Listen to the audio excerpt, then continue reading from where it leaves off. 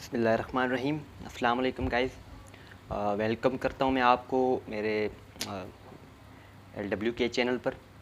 तो गैस आज जो है ना, today we are going to discuss about the very important terms of negotiable instrument act. देखिए, आप जब negotiable instrument act, negotiable term का आपको पता होगा कि वो नेगोशिएबल मतलब वो जो ट्रांसफ़र हो सके।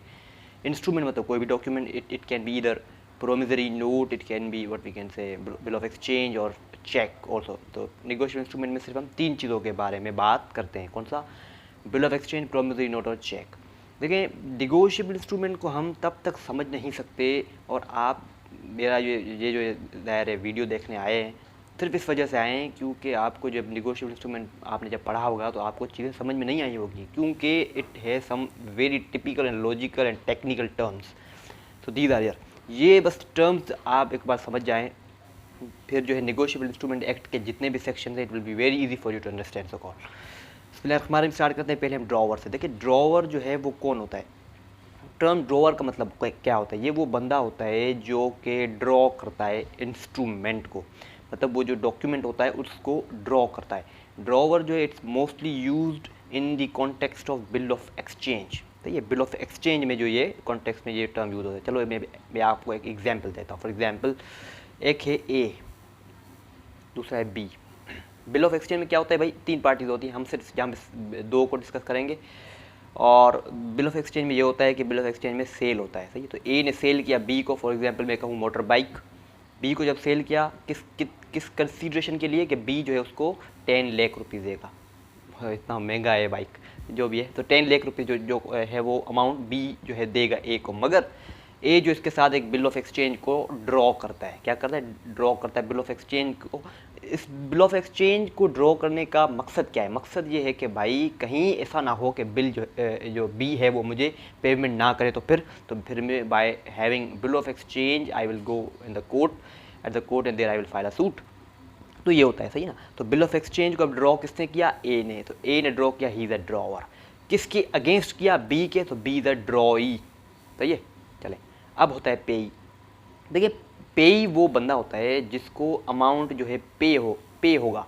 क्या उसको? ये बंदा वो होता है जिसको अमाउंट जो है क्या करते हैं हम, जिसको हम पेमेंट करते हैं, सही ना। ये जो है, अगर जो बिल ऑफ एक्सचेंज में जब हम बात करते हैं तो मोस्टली जो पेई होता है वो कौन होता है भाई?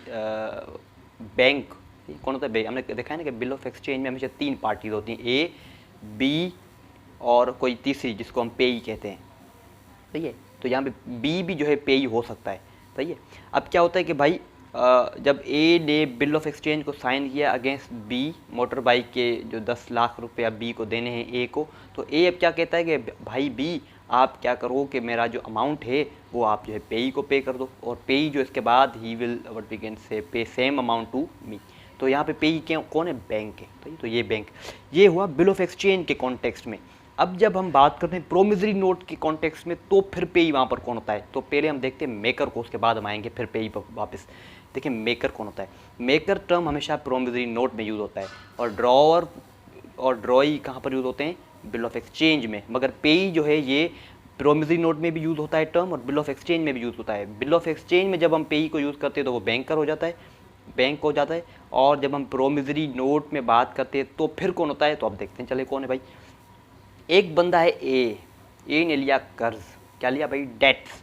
किससे लिए? बी ने। तो बी क्या हुआ? क्रेडिटर, वो जो कर्ज देगा किसको? ए को बी ने कर्ज दिया 10 लाख रुपए। अब ए को क्या करना है भाई? पेमेंट करनी है। मगर ए जो है वहाँ पर एक प्रोमिसरी नोट को ड्रॉ करता है, या मतलब बनाता है। ये जो है प्रोमिसरी नोट को मेक करता है, बनाता है। प्रोमिसरी नोट पे ये लिखता है कि it's my surety, it's my guarantee that I will pay back 10 lakh rupees to be. तो ये जो है वो लिखता है उस पर। तो अब इसने प्रोमिसरी नोट को बनाया, ये है मेकर, और जिसको अमाउंट पे करेगा वो है पेई। तो देखें, प्रोमिसरी नोट और बिल ऑफ एक्सचेंज में दोनों पेई अलग हैं।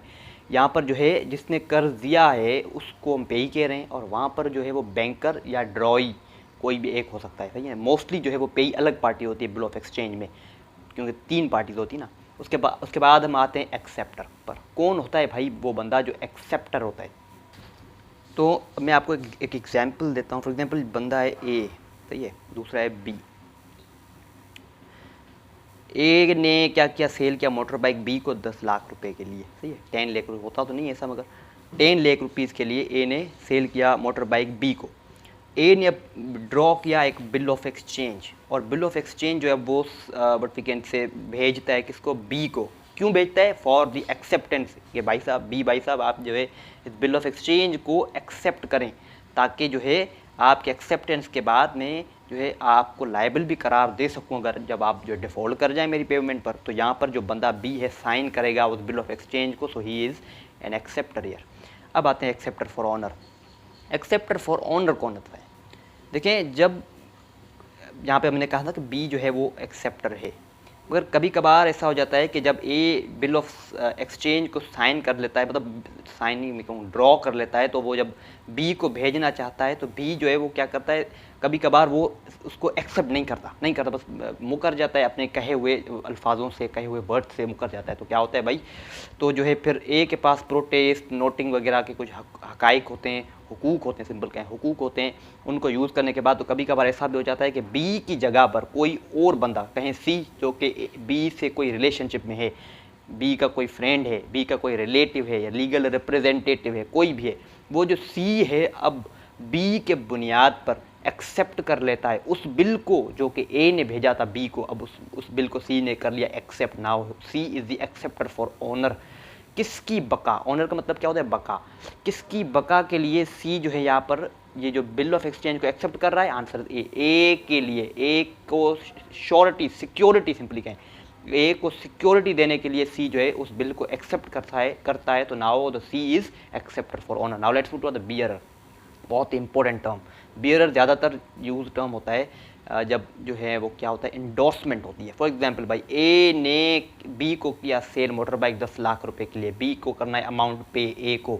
एक बंदा है सी जो कि सर्वेंट है ए का, ए को जो है सी ने किया 3-4 महीनों के लिए काम ए के घर पे एज एन सर्वेंट, नौकर।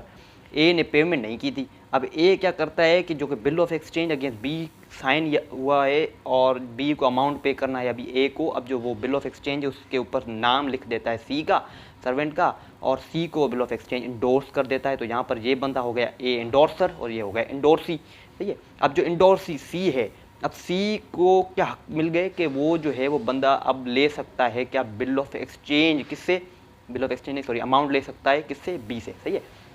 इसी तरह सी जो है फॉर एग्जांपल अब एक और बंदा है डी भी इसी तरह सी के लिए कोई काम कर देता है कंसीडरेशन में, और जो है डी को अब जो है सी वो बिल ऑफ एक्सचेंज दे देता है। अब डी के पास हक आ गया कि वो बी से ले सकता है अमाउंट। इसी तरह डी जो है वो सेंड कर देता है ई को। इसी तरह पार्टी बढ़ती जाती हैं। जो लास्ट पार्टी होगी, फॉर एग्जांपल एफ है लास्ट पार्टी जो लेगा अमाउंट बी से।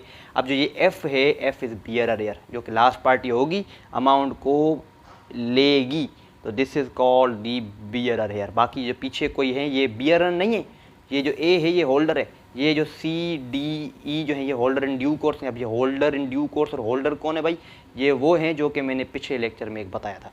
जाएँ जाके वो लेक्चर देखें, फिर भी ना समझ में आए तो मेरा कॉन्टैक्ट नंबर दिया हुआ है इसी चैनल पर, उसको देख लीजिएगा। पेमेंट इन ड्यू कोर्स पर आते हैं। क्या हुआ, पेमेंट इन ड्यू कोर्स का मतलब क्या होता है? ड्यू कोर्स का मतलब होता है एपरेंट टेनर, टेनोर या टेन्योर जिसके अंदर कहें। भाई मैंने बनाया एक instrument, for example negotiable instrument में कहें हम प्रोमिसरी नोट को मैंने साइन कर लिया, पीएन प्रोमिसरी नोट को मैंने बनाया।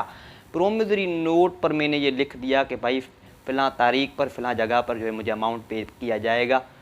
अब जो मैंने फ़िलहाल तारीख और फ़िलहाल अमाउंट जो वहाँ पे मेंशन कर दिया है, this is called the due course. अब जो उस पर जब मुझे अमाउंट पे होगा वो होगा पेमेंट इन ड्यू कोर्स। मतलब 14 तारीख को मुझे अमाउंट पे होगा, मैंने जो कर दिया था ना वो मुझे 14 तारीख को जो बंदा पेई है, पेई कहेंगे ना, सॉरी मेकर जो है, हाँ मेकर जिसने बनाया था, अब जो पेई को वो अमाउंट पे करेगा किस तारीख पे, 14 तारीख पे। 14 तारीख भाई कैसे पता चले 14 तारीख, वो इंस्ट्रूमेंट पर लिखी हुई है प्रोमिसरी नोट पर। तो this is called the payment in due course. तो thank you guys, the topic is don't forget to like, subscribe and share this channel.